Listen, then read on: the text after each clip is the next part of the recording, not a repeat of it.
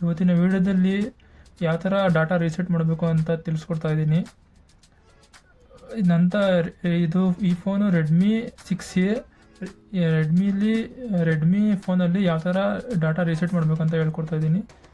ಸೆಟ್ಟಿಂಗಲ್ಲಿ ಹೋಗಿ, ಸೆಟ್ಟಿಂಗಲ್ಲಿ additional setting ಅಂತ ಇರುತ್ತೆ. ಇಲ್ಲಿ ಅಡಿಷ್ನಲ್ ಸೆಟ್ಟಿಂಗಲ್ಲಿ ಹೋದರೆ ಕೆಳಗಡೆ ಬಂದರೆ ಬ್ಯಾಕಪ್ ಆ್ಯಂಡ್ ರೀಸೆಟ್ ಅಂತ ಆಪ್ಷನ್ ಬರುತ್ತೆ.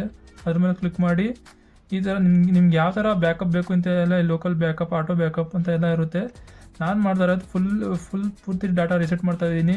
ಈ ಡಾಟಾ ರೀಸೆಟ್ ಮಾಡಿದ್ರೆ ಹೊಸ ಫೋನ್ ಹೆಂಗಿರುತ್ತೆ ಆ ಥರ ಆಗಿಬಿಡುತ್ತೆ.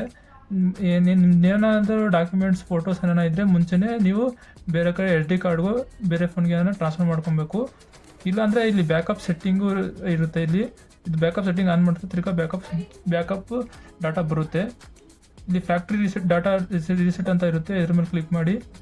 ಇಲ್ಲಿ all files on the phone ಅಂತ ಇದೆ. ಇದ್ರ ಮೇಲೆ ಕ್ಲಿಕ್ ಮಾಡಿ. ಟೈಮ್ ತೊಗೊಳ್ತಿದ್ದು. ಇಲ್ಲಿ ನೀವು ನಿಮ್ಮದು ಅನ್ಲಾಕಿಂದು ಪಾಸ್ವರ್ಡ್ ಕೊಟ್ಟಿರ್ತಾರಲ್ಲ, ಆ ಪಾಸ್ವರ್ಡ್ ಹೊಡಿಬೇಕು.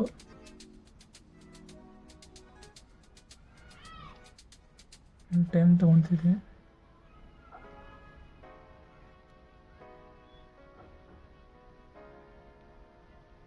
ನೆಕ್ಸ್ಟ್ ಮೇಲೆ ಕ್ಲಿಕ್ ಮಾಡಿ. Important items, all the data ನೋಡಿ. ಓಕೆ,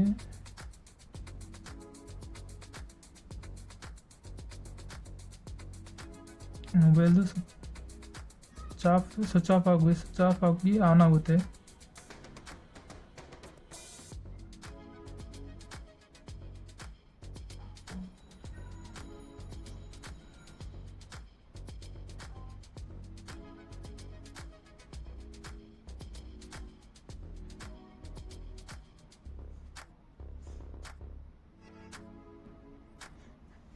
ಒಂದು 2-3 ಮಿನಿಟ್ಸ್ ರೀಸೆಟ್ ಆದಮೇಲೆ, ಟೈಮ್ ತೊಗೊಳುತ್ತೆ. 2-3 ಮಿನಿಟ್ಸು ರೀಸೆಟ್ ಆದಮೇಲೆ ಈ ಥರ ತೋರಿಸುತ್ತೆ.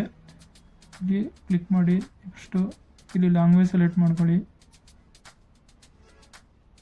ನೆಕ್ಸ್ಟು ಇಂಡಿಯಾ ಸೆಲೆಕ್ಟ್ ಮಾಡ್ಕೊಳ್ಳಿ.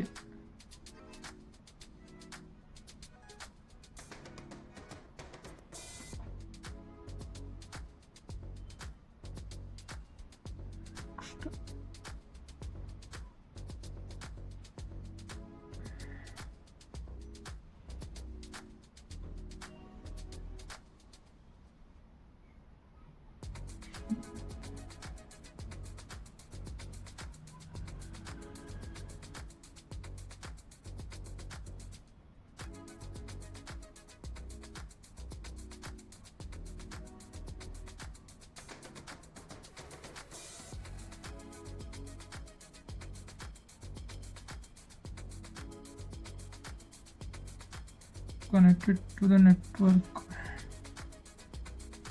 Next click ಮಾಡಿ. ಇದರಲ್ಲಿ ಸಿಮ್ ಇಲ್ಲ, ಸಿಮ್ ಹಾಕಿ ಅಂತ ತೋರಿಸ್ತಾ ಇದೆ. ನೆಕ್ಸ್ಟ್ ಕ್ಲಿಕ್ ಮಾಡಿ.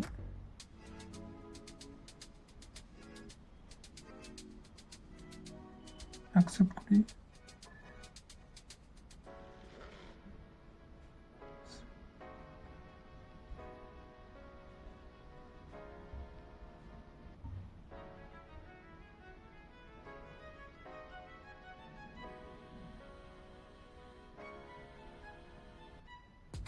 ಆ್ಯಪ್ಸ್ ಲೋಡಿಂಗ್ ತೊಗೊಳ್ತಾ ಇದೆ.